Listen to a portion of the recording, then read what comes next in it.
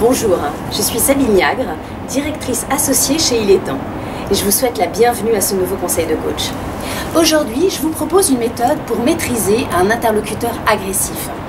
Il vous est sûrement arrivé d'être confronté à un client furieux, ou un collègue ivre de rage, ou bien encore un hiérarchique cinglant.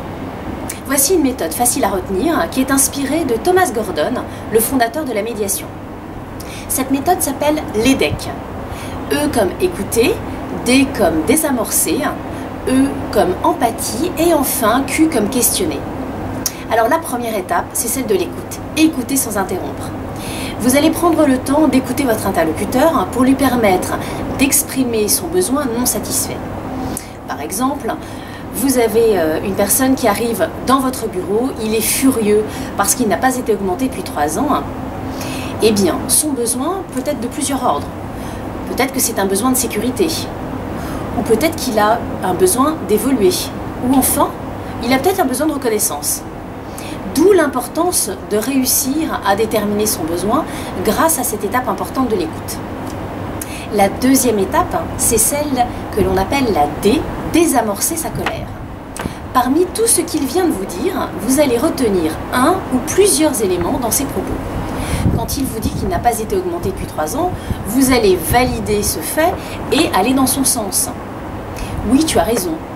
Effectivement, j'ai regardé les évolutions de salaire et ton fixe n'a pas été augmenté depuis 3 ans. La troisième étape, c'est celle de l'empathie. Faire preuve d'empathie. Alors, reconnaître ce qu'il pense ou ce qu'il ressent. Vous pourrez lui dire « Je vois que tu es en colère. Je comprends que tu sois démotivé par cette situation. » La dernière étape, la quatrième, c'est celle du questionnement. Questionner pour comprendre l'autre.